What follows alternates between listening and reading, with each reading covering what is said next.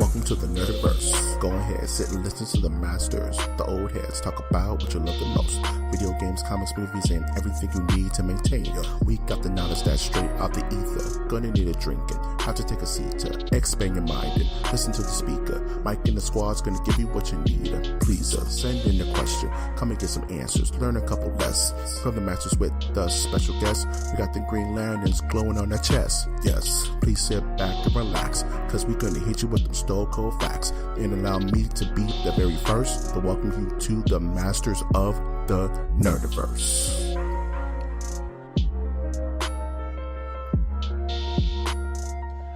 Welcome to Masters of the Nerdiverse, where we always have such sights to show you.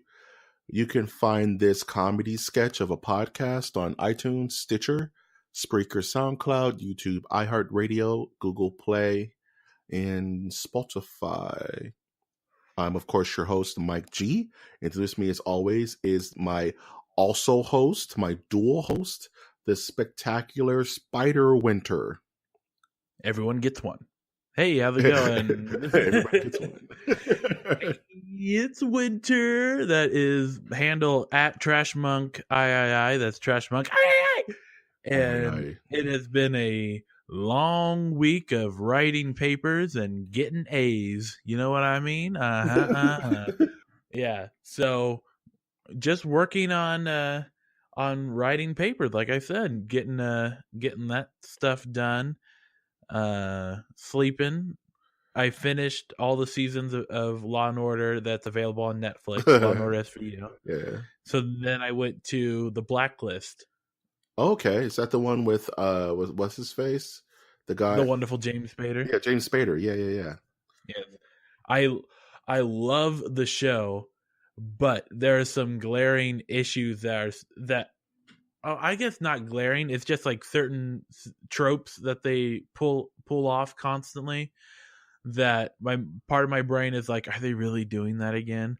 And then my other part of my brain, it goes, shut up, it's a good show still. Yeah. Sometimes you have to turn your brain off. Yes. Compared to other shows that are coming on, this is a good show. All right, people? Wow. Straight up. Compared to Chicago Fire or Chicago PD or Chicago Lifeguard, this will work. So... Chicago Foreign Legion. Yeah. But it's very weird that in that show, like we are in the age of SJW TV shows. Well, here we go. Yeah. And the female lead of the show is constantly getting knocked around and needing James Spader to come in to save the day. That sounds like haphazard. Like, it makes me think of shows like Bones, where Bones is really in the field and she could do kung fu and all types of weird stuff, like, for some reason. Right. You know what I mean? It's fine. It reminds me of that one show with Angie Harmon. An angel comes in. Yeah, Angie Harmon. Rizzoli and I love that show. That was cool. They're kick-ass. My mom hated it. She doesn't like the voice. Well, her voice is Angie Harmon's voice. She has a smoky voice, as they say. It's very smoky. Yeah. That's all right. Yeah, man. So what else did you do with your week other than catch up on some Law and Order? Is that about it? What else she does? Yeah, that's pretty much about it. I have my life is pretty much set for weeks to come. So what's your straight up? So what did you do? I didn't do much of anything, but be the amazing Mike G. No. This week I'm just been really on Netflix heavy because a lot of stuff came out that I really wanted to check out. So the one thing I did want to talk about is I watched like the first 4 or 5 episodes of The Haunting of Hill House. That's on Netflix. Yeah, tell me about that. It's super good, man. Like no hyperbole. It's like really, really, really good.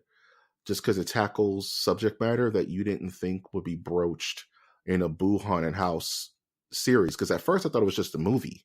I was like, okay, it's just a Netflix film. That was my impression. But then it's like a 10 episode series, like a first season. I'm like, wow. And from what I've seen so far, it's very existential and it's very heavy, and it's not just about a haunted house. It's about like haunted people, if that makes any sense. Like haunted by their past, or haunted by their current present. It's a drama, but it's also terrifying at times, and actually, triggered a nightmare in my own grown ass self. So I definitely recommend it. It's really good watching if you're into horror and like just not really jump scares. It's more atmospheric, kind of like The Others with if you've ever seen The Others with her name escapes me, with the mom. She was in Eyes Wide Shut with Tom Cruise. Oh. You know what I'm talking about? I think it's called The Others or Them. No, Them is another movie. The Others is the one. But she's the one like Nicole Kidman. Yes, it's Nicole Kidman. Yeah. And Nicole Kidman. Where her family are like in the middle of World War II and they're living in a haunted house. Boo. But it's just atmospheric. But I am your daughter. But I am your daughter. Are you mad? No, that's a good ass movie. But yeah, Haunting of Hill House is definitely a solid watch. Haven't been playing any video games because I just haven't had time. Yeah. So did you contribute to the communist cause known as Venom? Okay, let's talk about this for a second. Okay, before we go into the news, I need to get this. I know you said you weren't. Yes, that's not the communist cause. Jesus. I'm just going to put this out there because a lot of people are asking me, Mike, have you seen Venom? Are you going to go see Venom? What's your take on Venom? Here's the thing. I'm not going to go see Venom. Ever. Ever. I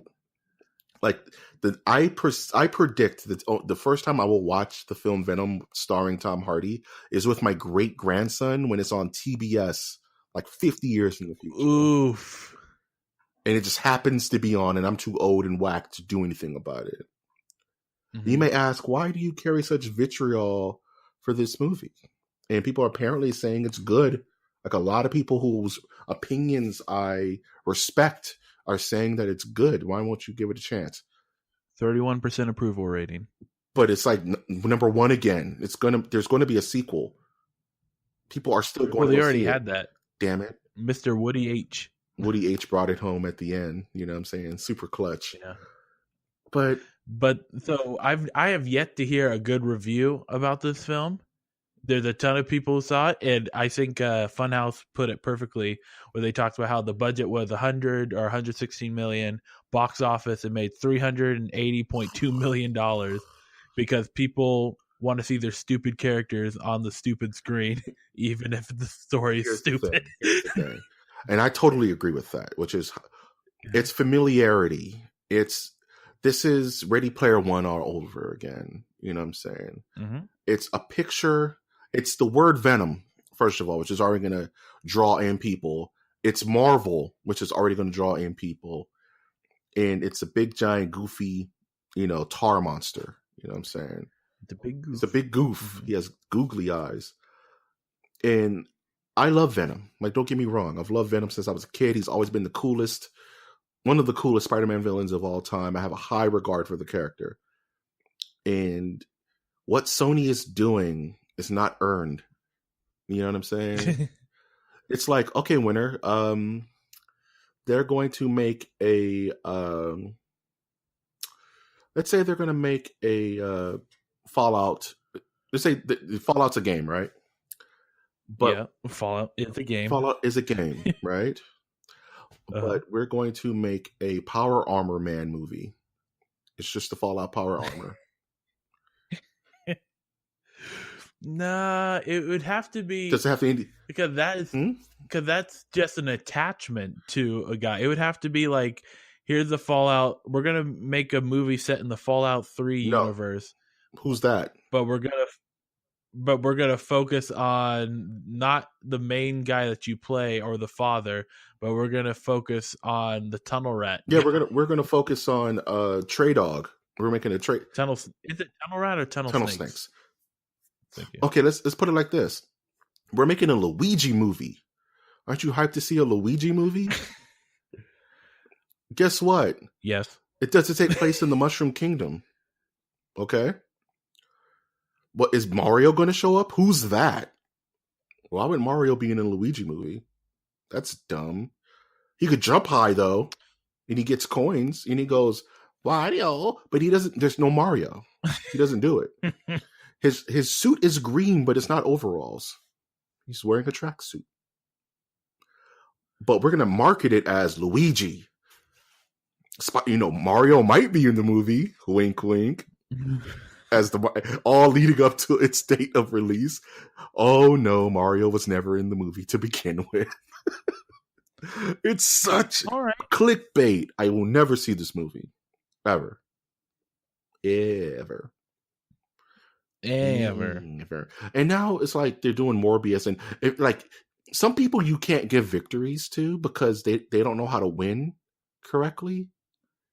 Like they're sore winners, so Sony is just gonna blow it all out the water. We're making a Craven movie. We're making a Morbius movie now, and we're just any villain that Marvel doesn't have its immediate eye on, we're just snatching up, and we may just build our own Spider-Man. We may not. Stay tuned. I'm like, no, you can't do that to fans, man. That's whack. It's garbage. Can't do it. It's the worst. Venom, whack. Garbage. Venom, whack. Question mark. Can't do it. So no. All right. So what did you watch instead? I watched the new Aladdin trailer. That's what I watched. So let's get to the news. As you can tell, I had a very light week. I just watched a bunch of Haunting on Hill House, which is excellent. Do that. But in the news, the Aladdin trailer dropped to less acclaim than I would imagine. It's very. Did you watch this thing? I watched the teaser. Yeah. If that's what you're talking about, the only actual footage of the film that's been shown so far. Yeah.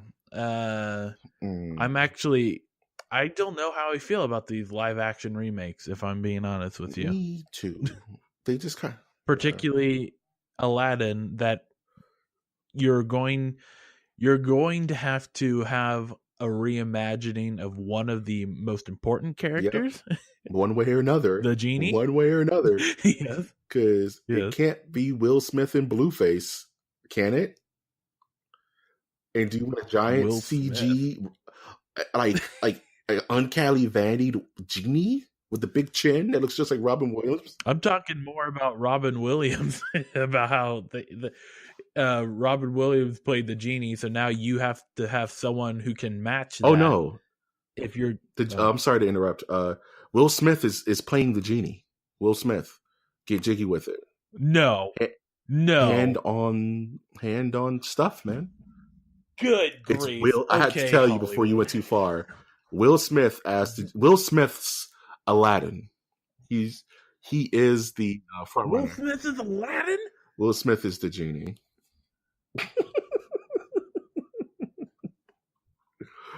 Wrap your brain around that for a second. Come on, America. It's not America's fault. It's Will Smith's fault. No one told him to do it. And who knows? No, okay. I just wanted to clarify. Will Smith. So you're saying that Will Smith is playing the genie and Mina Mossad is playing Aladdin. Yes. Will Smith, you'll never have a friend like me, genie. Will, tiny little living space, Smith. We have no. Good. What do I do with this new information, right? Yes, this is like how. Okay, well now we know where they're going. I don't know. That's the thing. I don't know where they're going. They're going non-Robin Williams. It's super. Well, you can't. It's one of those things where it's like, I hate to be, the Dark Knight guy. It's hard to follow Heath Ledger after the Joker. Whoop de whoop. It's like whoop de whoop. But you're not going to follow Robin Williams. You're going to have to do your own thing. You know what I'm saying? Mm-hmm.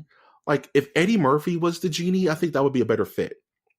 Even though Eddie Murphy has a very distinct voice, but Eddie Murphy can sing. Right.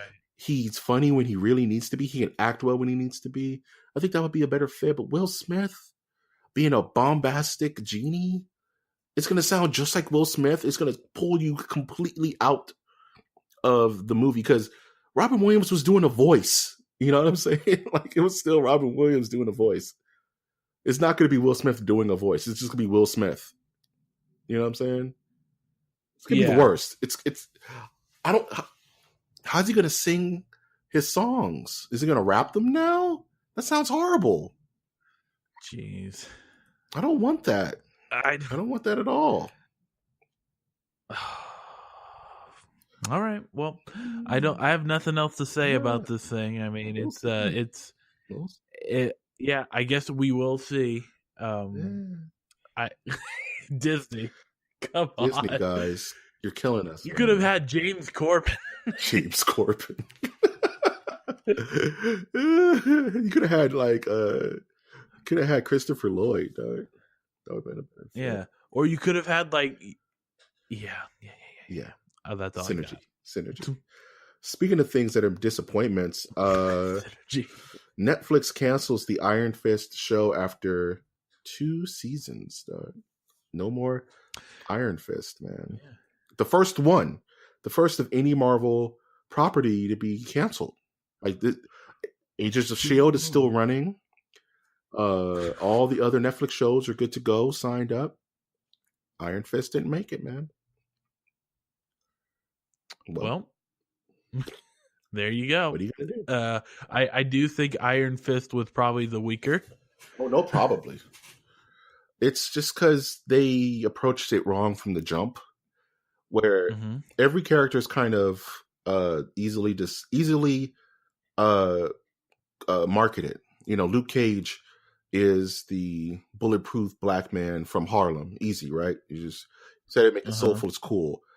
Jessica Jones is the powered alcoholic with a past. That's a mystery. Matt Murdock is the devil of Hell's Kitchen fighting with a chip on his shoulder. Superpowers, easy to do.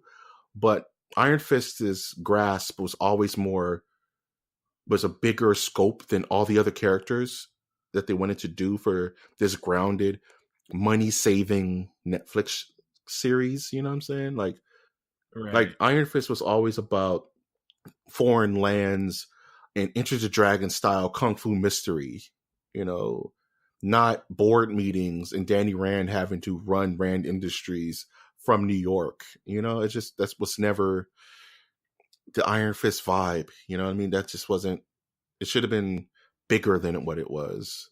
And I get it. You have a budget and stuff, but the Iron Fist deserved more than what they gave it, in my humble opinion.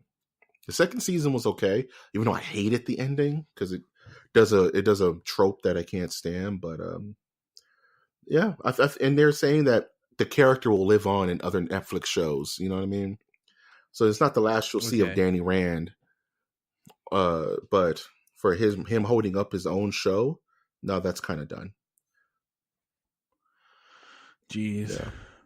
Well, Punisher is still around. Yeah, that's another one that's still Punisher season 2 is coming out soon, you know? So yep. Well, yikes. There you go.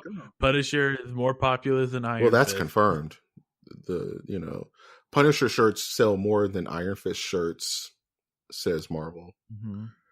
Well, I've heard that the Punisher logo is also connected to some Marines. Yeah, it's a weird thing. There's like this weird Black Ops group in Iraq that just wears the Punisher logo. And like unrelated, but it's kind of cool, but it's kind of creepy. Like it's too real. No, do not want. Speaking of do not want, okay. Let's go to the next one. You know what? I was going to skip the next one. I know you're looking at the same list I am, but there's also a do not want directly after that.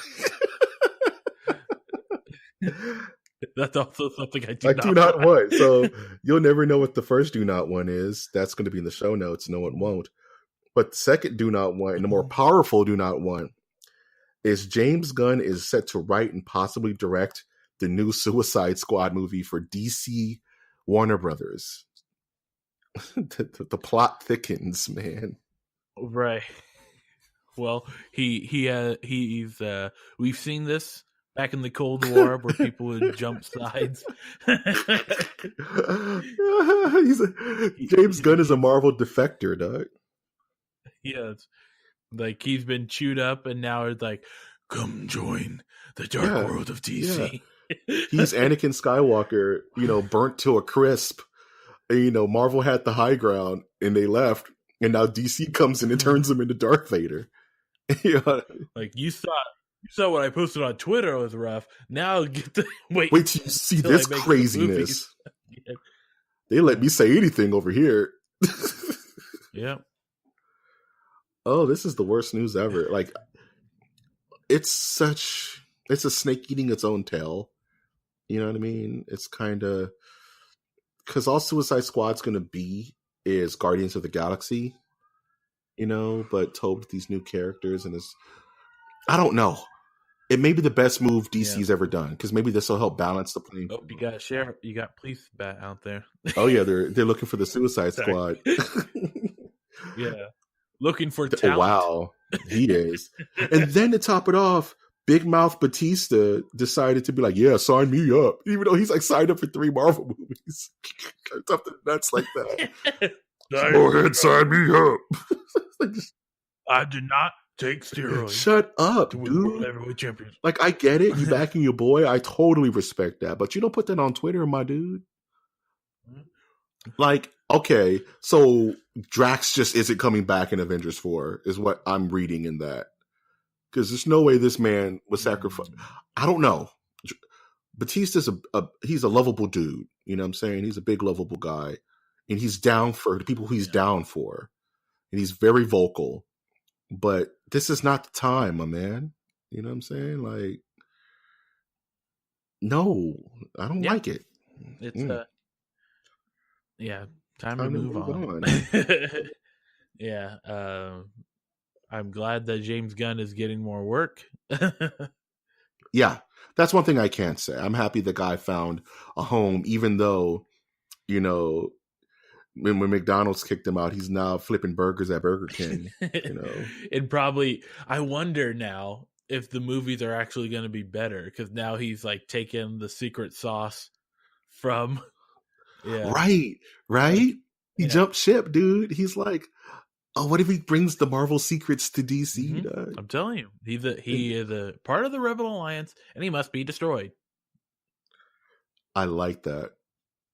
That's probably going to be the name of the podcast. James Gunn is a member of the he's a member of the Rebel Alliance and a traitor. Yes. Take him away. Jeez, that's rough, man. So speaking of it's real shady out here, man. Speaking of the dead, right?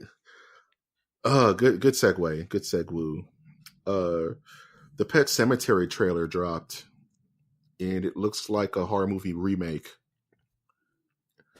It doesn't look good, man, to me. Well, I don't mean to be so negative this episode, but I'm just saying, like, okay, say your piece, because I have a lot to say about this. Do you think the first Pet-Sematary was good in the sense that it should be in your movie library, or like it was a good watch? Very good question. It depends on what you're into, man. Like, if you're a horror fan, Pet-Sematary is required watching. If you're a movie fan, will Pet-Sematary be up there with, let's say, The Shawshank Redemption? Probably not. You know what I mean? Like, it's a serviceable film that deals with some heavy source material. Personally, it's my favorite adaptation of a Stephen King work other than Gerald's Game, which came out a couple of years ago. Oh. Gerald's Game is really high on the list for me. If you've seen that. Yeah, I mean, hey, if you're into erotic film, go right ahead. No. It's not erotic at all. No, first of all, I guess that says more about me that I'm saying a woman chained to a bed is erotic. It's erotic for the first 30 seconds before her damn husband kills over. Then it gets real fast. You think. But that's when it just gets started.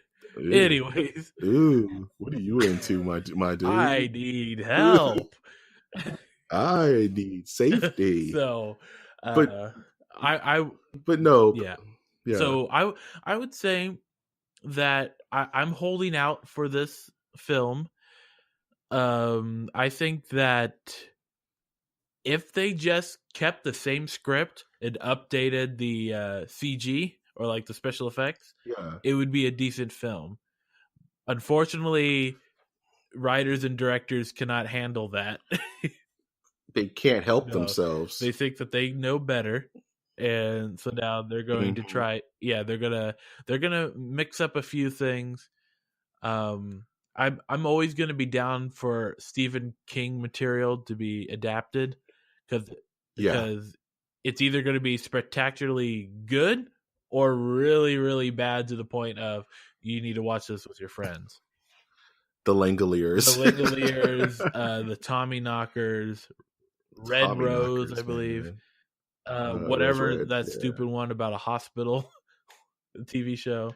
Oh yeah. Oh, don't remind me. Oh, I totally remember that one. Yeah. Ugh. But I was We need to do an Salem episode. Slot, people. I love Salem Slot. Both the old one. No one can tell me anything. Yeah, Salem Slot was good, and no one can tell me anything about the Night Flyer. Freaking love the Night Flyer. The Night Flyer with Miguel Ferreira. So good. Graveyard Shift. Don't tell me nothing about Graveyard Shift, dude. The Dark Tower. Yeah, with Idris Elba died. That's a keeper. That's a paddling. No, it's just from this trailer, it looks like a James Wan movie, and it shouldn't. You know what I'm saying? Because James Wan movies are good, but that's the James Wan style. Whereas the original movie was very, very understated. It was very subtle.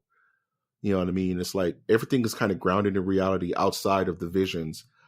And my child came back a demon, pretty much. But everything else is super grounded. You know what I mean? Like there's visions and it's a little town and it's all it skates that line between reality and fantasy. Where in this trailer, they're doing all types of nutty stuff. Right. You know what I mean? It's real out of control. You know, there's like groups of kids like doing where the wild things are in the forest. John Lithgow doesn't have a Maine accent, which is a sin already. Why didn't you let that man do a Maine accent?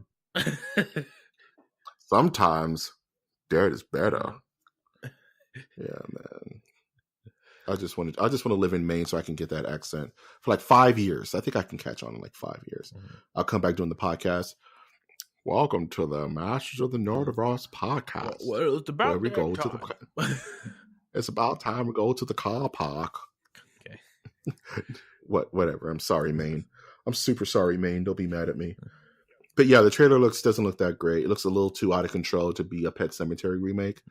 Remember that Poltergeist remake that was just stupid a couple of years back? Yeah, I didn't watch Sam Rockwell. Yeah. And it was just way too fantastical. Too much stuff was going on because they have CGI now.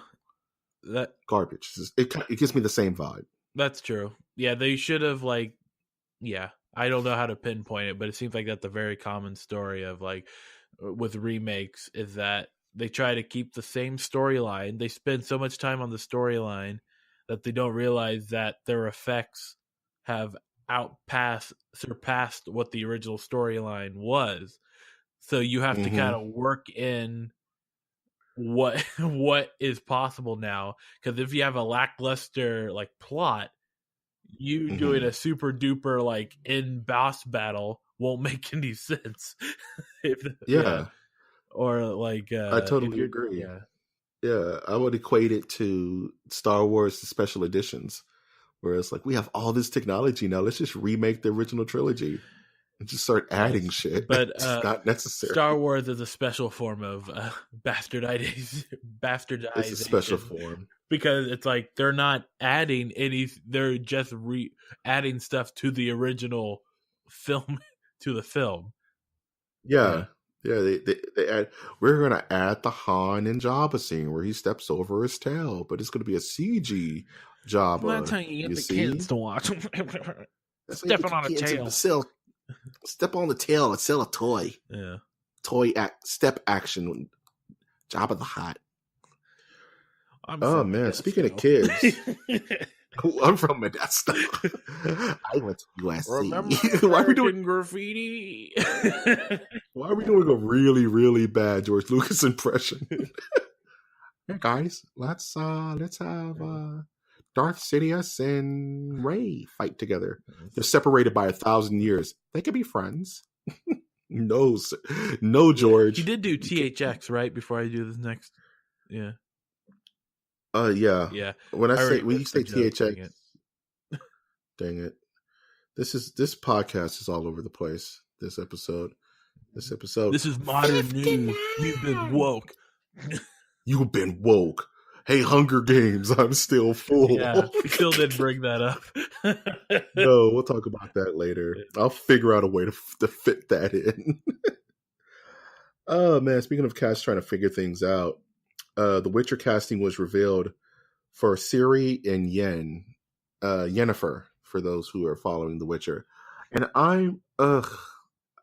do you know what's going on with this? And kind of how they're approaching it? No, I do. No, oh, dang it. No, I don't, Mike. No, I don't. You look like you have something to say. I have another story to add about The Witcher, though. When you're done talking about the cast. Real quick, they hired Ciri and Yen, and they skewed Ciri to be a bit younger, where she almost looks like 12, 13, 14 maybe at the oldest. And that's fine. I'm okay with them starting the story where Ciri's younger, because Ciri's like Geralt of Rivia's adopted daughter, so to speak, where she's a Witcher as well, but she's ultra crazy powerful, like Jean Grey kind of powerful. And Yennefer is is like the main love interest for Geralt of Rivia, who's being played by Henry Cavill, Superman fame. And the actress they picked to play Yennefer looks too young. Look like it could be like she looks like she could be Ciri's older sister. You know, the actress they picked to be alongside Henry Cavill, the age gap looks a little funky. You know what I mean? Yeah. It kind of reminds me of how Famke Janssen looked as Jean Grey looked compared to the guy who played Cyclops. Their age gap was just a little funky in the X-Men movies by Bryan Singer. You know what I mean? This kind of gives me that same vibe, but I don't know. Maybe it'll look great on screen. It's Netflix, so they can do literally whatever they want. But I don't foresee any issues with it. It's just a little pet peeve I saw that I wanted to bring up because I'm just the most surface Witcher fan. I swear I just played Witcher 3 and I think I'm like a Witcher historian, but no, I just really like that game and I want this to be good. That's all I want to talk about when it came to Witcher. Well, in other news of Witcher, CD Projekt Red was sued by the Witcher author. Did you hear about this? Yes, I know all about this.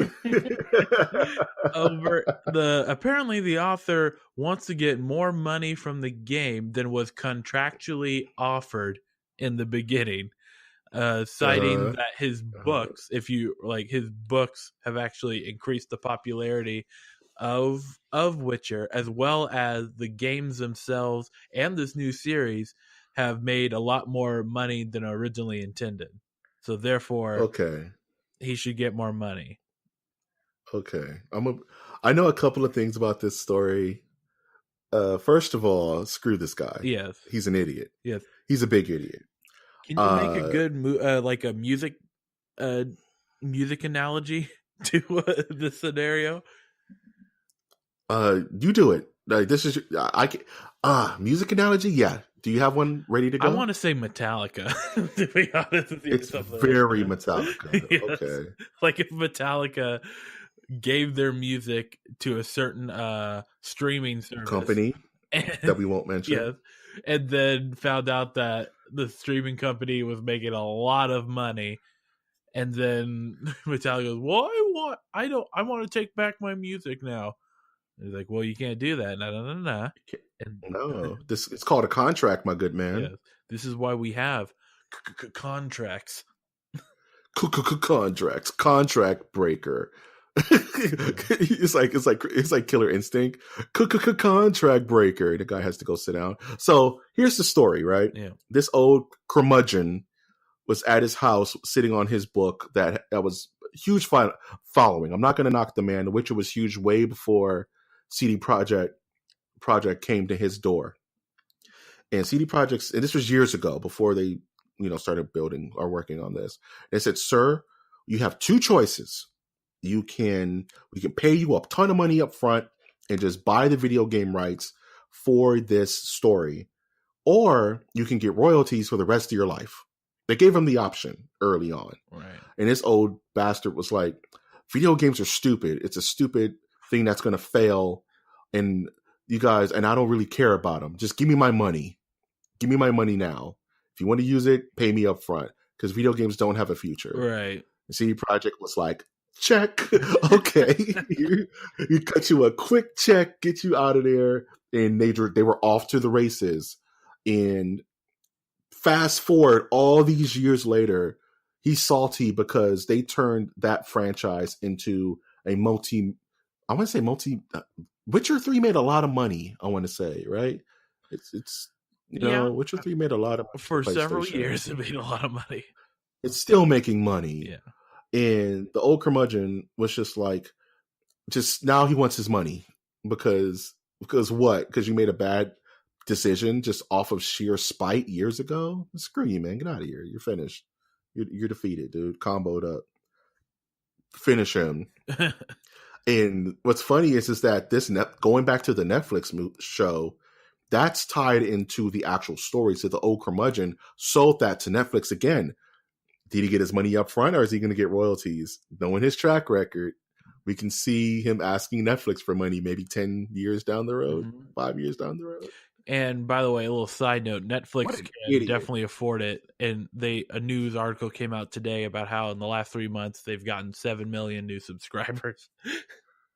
Yeah, man, because having Netflix is kind of annoying. It's like this. It's like Netflix reminds me of G4. Remember the channel G4? We talked about it before on the podcast, I think.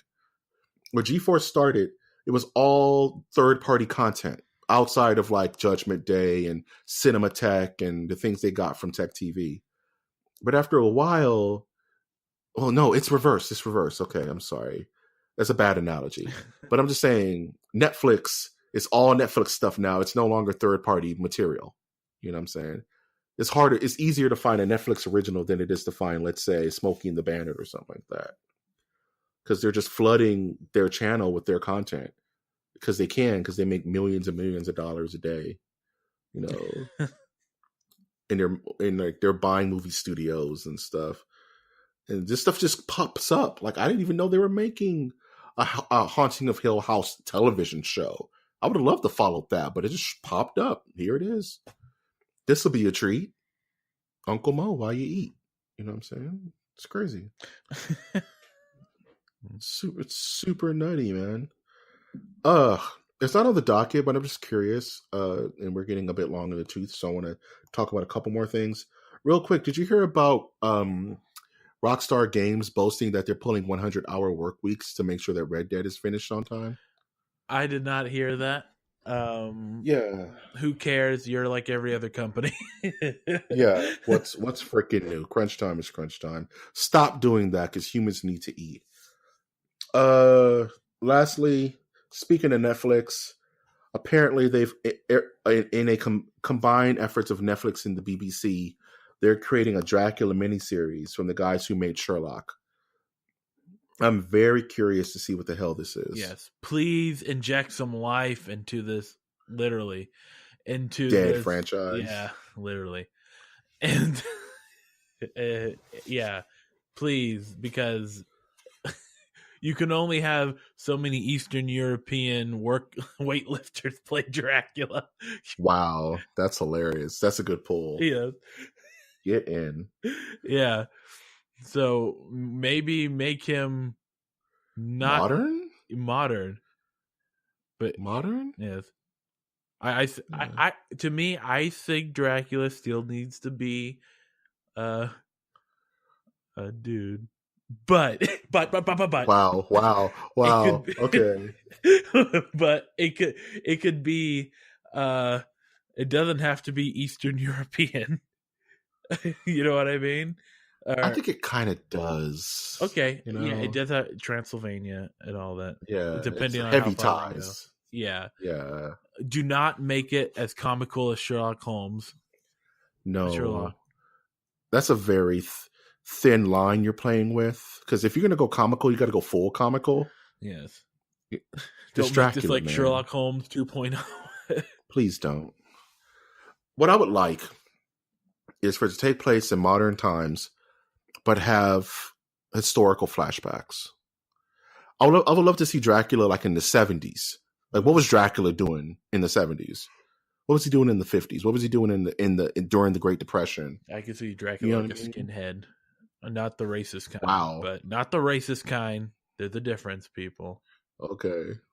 The ska lovers of the first wave of skinheads. Dracula's into ska? Yeah. That makes perfect sense. You know what I'm saying? Dracula's like, no doubt their poses. I remember when they built ska. I was there. It was the nighttime. It was the right time. Dracula invented ska, confirmed. Well, I would like to see like essentially like taking the Francis Ford Coppola's Dracula and turning it into a movie TV series. I mean, you can't get more perfect than that, right? True, but they could then just go full ham, go for like Nosferatu style, like Dracula, just going like full-fledged, like this is the traditional Dracula, therefore this is what we'll do. But yeah, I do like an idea of like a 70s, or like if they do a season, like every series is a different decade. Generation. Yeah, different decade. That'd be cool. You know, started like in the 1950s. What was Dracula doing in the 50s? Yep. I would be super interested to see that story. The music rights will be ginormous. Can you imagine like Dracula like getting high with like, you know, Janis Joplin? Yeah.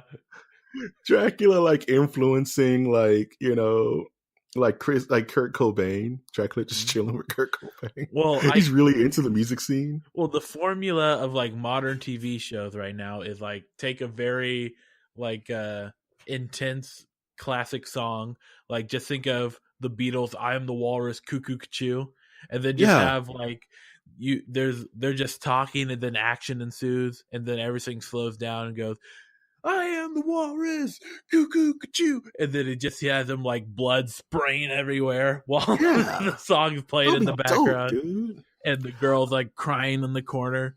Yeah, I want Dracula to fade to black. I want him to do the Back to the Future where he invents funk. And he's like, Chuck Berry, you know that new sound you were looking for? And it's Dracula in the back shredding. George Clinton, you know that new sound that you wanted to hear? Well, take a look at this, flyboy. Flyboy. Dracula's like, you know Jefferson Airplane. What if you were Jefferson Starship, man? The guy's like, what? Dracula just blows his mind. Look into my eyes. You're now Jefferson Starship. Okay, I got it. You know how there's the song Lucy in the Sky with Diamonds? Uh-huh. What if it's actually Lucy from Bram Stoker's Dracula? That would be crazy. That'd be crazy. Like, and like John Lennon is like on peyote. He's like tripping balls. And he looks up in the Liverpool night sky and he sees Lucy flying somewhere with Dracula. And she's wearing this bright red dress and she has these giant reflective diamonds around her neck. Well, how would he know that her name's Lucy? Because Dracula chills with all the big stars, dog. Dracula chills. Hey, don't mind Lucy up here with me. We're just going out to bang. Okay. Dracula is chilling with the Beatles, with Lucy, just chilling. They're all hanging out in the studio. And it's time to go home. This is why we don't get callbacks. No. Follow me. It's time to go home, and the Beatles are all shoveling out to their lift, to their trolleys or whatever. And John Lennon looks up at the sky and he sees Dracula and Lucy leaving, but they're flying over him. And he's like, "Paul, it's Lucy in the sky with all the diamonds. Help us, help us." And that's how Lucy in the Sky with Diamonds was created. That's money, dude. It's money. I don't know what to say anymore. She's a man-eater. Oh, here she comes. It's about Lucy, dog. Now you're going to man-eater? Yeah, in the 80s, dude. Like, he was chilling with, what's his face? And Hall & Oates. And Dracula was chilling in there, and Lucy was coming through, man. She was hungry. She needed the blood of men. And Oates was super scared. Hall was chilling because nobody gonna mess with him, but Oates was scared. Oates start writing, "Oh, here she comes. Watch out, boys. She'll chew you up." I feel like I'm chewed up from this episode. I'm sorry. That's money, dude. I'm telling you, Dracula through the ages, influencing music down the line. Let me know if that laugh was super loud, fans. Just message me on Twitter. Let Winter know. I'm talking to you, Austin Ozzy, on Twitter. Austin Ozzy is the man. Yes. I've seen him lift 100 pounds over his head once. Well, I would believe that because he's able to do like 2-hour-long podcasts. I listened to one. Nice. Man. You gotta break it down, my dude. Trust me, we're running a bit long ourselves for this episode, but yeah, we learned that lesson. Oh, people don't want to stick around past like an hour, dude. Yeah, let's close it. Let's close it. Much love to Austin, Ozzy Austin, man. The guy's amazing. Much love. Shout out. Speaking of which, I might as well bring it up while we're on the show. I have a lot of people wanting to do D&D inspired shows. Are you down to do a D&D episode, Winter? I have a couple people asking about it. Yeah, I'm down. We could do our own special style of D&D. I had a interesting idea, ripped from the headlines D&D, something like that. So okay, we'll talk more after the show. But I have a couple people that kind of want to get things done. Speaking of doing things, what are you looking forward to this week? I'm looking forward to sleep and more sleep. So much sleep, guys. He's like Morpheus, the Sandman. Sleep is sleeps. I am looking forward to possibly, fingers crossed, if everything works out fine, streaming finally on MOTN Plays this weekend, because guess what comes out this Friday? Soul Calibur 6. And I kind of want to play that online. I'm going to call it Fight Game Friday, you lovable people, you. And I will let you know where to find us on Twitch so you can come and chill with us and watch me play the story mode and then practice for hours with Ivy, because she is indeed waifu for lifu. So that's what I'm looking forward to. I have a couple of things in motion. If everything works out, I could stream this week, but at the weekend rather. But that's the plan. So fingers crossed, everything does what it's supposed to do. And if you want to help out this channel monetarily, we have a Patreon where you can donate as little as $1 a month. That will go towards the managing and makeup of this show and help us get bigger, better, stronger, faster, as Daft Punk would say. I messed that up. I know I did. But if you do want to support the show non-monetarily, that's awesome. Just remember to like our posts, leave a comment if you have something to say, and subscribe if you want more. I have, of course, been your host, Mike G. I've been Winter at Trashmonk III. I. And we will always ask you to take that one step beyond.